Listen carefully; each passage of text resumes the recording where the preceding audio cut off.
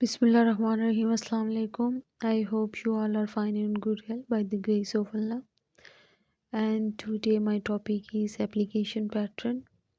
यानी आज की इस वीडियो में हम लोग जो है एप्लीकेशन के पैटर्न को डिस्कस करेंगे कि एक एप्लीकेशन जब हम लिखते हैं तो उसका पैटर्न क्या होता है स्कूल लेवल पे।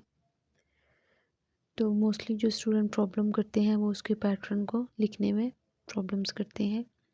यानी कॉमर्स की मिस्टेक होती है, कैपिटल या स्मॉल लेटर्स की मिस्टेक होती है, उनको ये नहीं पता होता फुल स्टॉप कहाँ पे देना है।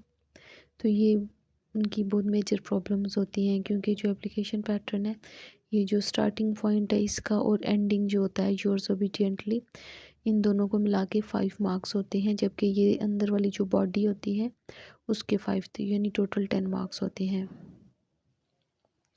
तो सबसे पहले स्टार्ट लेते हैं हम लोग जब एप्लीकेशन लिखते हैं तो द प्रिंसिपल, यानी पहले जो कुछ टाइम पहले कुछ अर्सा वहाँ 2 से स्टार्ट होता था, लेकिन अब 2 ज़रूरी नहीं है।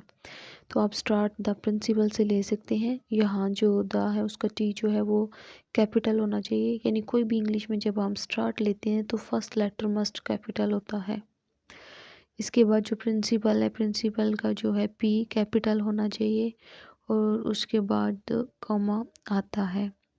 कॉमे का मतलब ये है कि अभी बात हमारी जारी है, यानी ये वाला जो सेक्शन है ये अभी और होगा, इस वजह से कॉमा है। कॉमे का मतलब ये होता है कि नेक्स्ट अभी आगे हमने बात करनी है।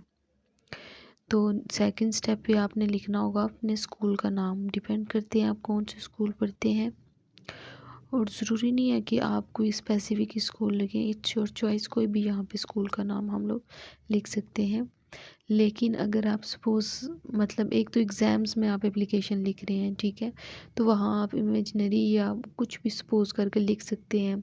लेकिन अगर आप स्कूल में हैं तो अपनी कोई प्रिंसिपल को, अपने टीचर को एप्लीकेशन लिख के दे रहे हैं तो वहाँ आप अपने लाजमी अपने स्कूल का ही नाम लिखेंगे। तो इसलिए स्कूल में एप्लीकेशन टीचर या प्रिंसिपल के नाम आप रियल में लिख रहे हैं तो आपको अपने स्कूल का नाम लिखना ज़रूरी होगा आपके लिए। उसके बाद जो नेक्स्ट स्टेप है वो है अपने एरिया का नाम लिखना है। तो जैसा कि अभी यहाँ मैंने गुजर खान लिखा है, तो यहाँ गुजर का जो जी है वो कैपिटल आएगा और खान का जो के है वो कैपिटल। जब भी हम किसी प्लेस का नाम लिखते हैं तो फर्स्ट लेटर वो मस्ट कैपिटल होते हैं और गुजर खान के बाद हम फुल स्टॉप डालेंगे। इसका मतलब ये है कि ये वाला ऊपर वाला हमारा जो पोर्शन है या पैटर्न है वो कंप्लीट होता है। कोमा यहाँ इसलिए डाला था कि भी स्टार्ट है और फुल स्टॉप का मतलब है ये वाला एरिया कंप्लीट हो गया है।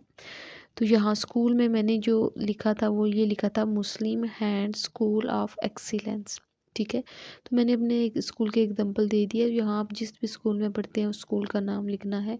तो यहाँ मैंने शॉर्टकट में लिखा है, एब्रीविएशन यूज़ किया है। तो आप स्कूल का जो फर्स्ट लेटर होगा वो मस्ट कैपिटल होगा। अगर इसी तरह एब्रीविएशन में है यानी शॉर्टकट में है तो हर लेटर जो है वो कैपिटल आएगा। आपने एक चीज़ देखनी है, द प्रिंसिपल आगे स्कूल का नाम और गुजर खान, यानी ये एक सीक्वेंस में हो। आप ऐसे लाइन करें तो ये बराबर हों। मोस्टली स्टूडेंट का इशू ये होता है द प्रिंसिपल इधर लिखते हैं, हो सकता है स्कूल का नेम यहाँ आ जाए, गुजर खान इधर आ जाए। तो ये जब तक चीज़ें इक्वल नहीं होंगी, इक्वल लाइन में नहीं आएगी तो आपका पैटर्न ठीक कंसिडर नहीं किया जाएगा। तो आप ऐसे लेड पेंसिल से लाइन लगाएं तो ये चीज़ इक्वल आनी चाहिए और इसी के बिल्कुल इक्वल यहाँ पे नीचे आ जाए। फिर इसके बाद जो नेक्स्ट स्टेप है वो सब्जेक्ट है, यानी सब्जेक्ट में आपने ये मेंशन करना होगा कि आप किस मकसद के लिए एप्लीकेशन लिख रहे हैं। अब जैसे फॉर एग्जांपल आपकी जो एप्लीकेशन है वो फ़ी कंसेशन की है तो यहाँ सब्जेक्ट में आप मेंशन करें कि फ़ी कंसेशन, ठीक है। अगर आप किसी शादी के लिए, छुट्टियों के लिए लिख रहे हैं तो फिर आप मैरिज लीव यहाँ पे करेंगे सब्जेक्ट, यानी सब्जेक्ट पर ये जो सब्जेक्ट है ना वो यहाँ से देख के वो लाइन तो पता चल जाएगा आप एप्लीकेशन किस मकसद के लिए लिख रहे हैं। अगर आप जुर्माना माफ़ी के लिए लिख रहे हैं तो फ़ाइन रिमिशन आ जाएगा। तो यहाँ पे मैंने मिसाल के तौर पर फ़ी कंसेशन लिख लिया है, यानी सब्जेक्ट हमारा क्या है, फ़ी कंसेशन, ठीक है। एप्लीकेशन फॉर फ़ी कंसेशन होगा।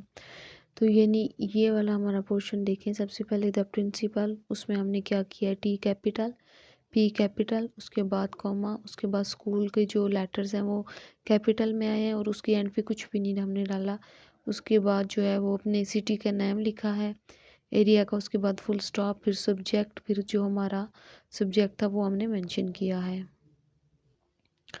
इसके बाद फिर बारी आती है, हम लोग लिखते हैं मैडम, या अगर सर के नाम लिख रहे हैं तो सर लिखें, मैडम के नाम लिख रहे हैं मैडम, और उसके बाद आपने कोमा देना है। इसका मतलब ये है कि अभी बात हमारी जारी है, हम आगे बात करने जा रहे हैं।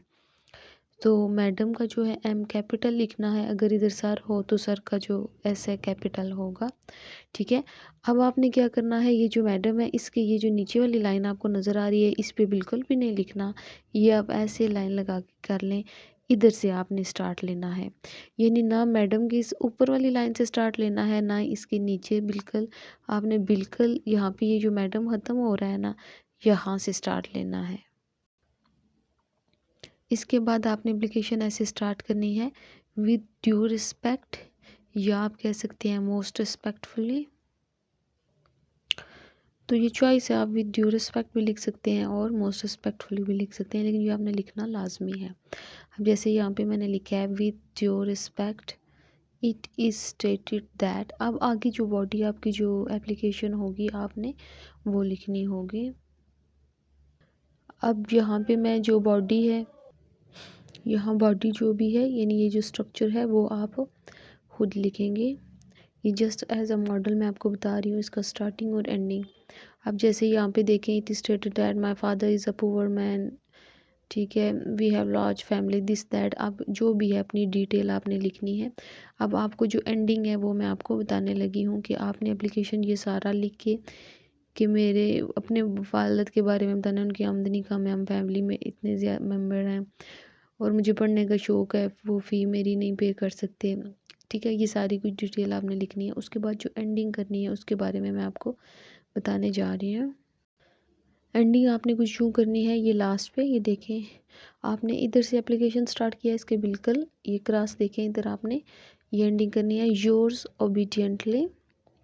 अब आपने क्या किया है, यहाँ देखें, योर्स में वाई जो है वो कैपिटल लिखा है और YOURS योर्स। यहाँ पे मोस्टली स्टूडेंट्स का इशू ये होता है कि वो वाई या तो स्मॉल लिख देते हैं, ठीक है, यहाँ कोमा लिख देते हैं, यहाँ कोमा लिखते हैं, और बहुत सी प्रॉब्लम इस योर में, हालांकि ये बहुत इजी है, YOURS योर्स, ठीक है, आपका ताबेदार। तो आप इस तरह करें, यहाँ वाई मस्ट कैपिटल लिखें और YOURS योर्स, यहाँ कोई कॉमा वगैरह नहीं आता। उसके बाद ओबीडियंटली पे आते हैं, ओ जो है वो स्मॉल लिखना है, मोस्टली स्टूडेंट प्रॉब्लम करते हैं ओ कैपिटल लिख देते हैं। तो यहाँ इसकी स्पेलिंग है OBEDIENTLY, ओबीडियंटली के बाद कॉमा मस्ट आता है, ठीक है, योर्स ओबीडियंटली, आगे XYZ, यहाँ एक्स आपने कैपिटल लिखना है, वाई कैपिटल लिखना है और जी जो है कैपिटल लिखना है। ये XYZ हम जस्ट अपने नाम के लिए यूज़ करते हैं, ज़रूरी नहीं है आप XYZ लिखें, आप अपना नाम भी लिख सकते हैं। सो गाइस, ये था एप्लीकेशन का पैटर्न, सिंपल सा जो मैंने आप लोगों के साथ शेयर किया है। 10 मार्क्स की एप्लीकेशन होती है जिनमें 2.5 मार्क्स यहाँ से लेके यहाँ तक के होते हैं, 2.5 मार्क्स यहाँ से यहाँ के होते हैं, यानी इसको और इसको मिला के 5 नंबर बनते हैं, और यहाँ से लेके यहाँ तक जो आपका ये दरमियान वाली बॉडी होती है इसके 5 नंबर होते हैं, यानी टोटल मिला के आपके 10 नंबर बनते हैं।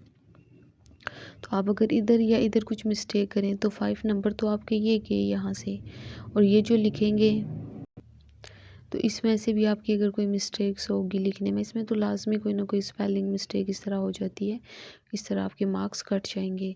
तो आप एप्लीकेशन लिखने से पहले एप्लीकेशन का पैटर्न लाजमी समझें ताकि आपकी मिस्टेक्स ना हो।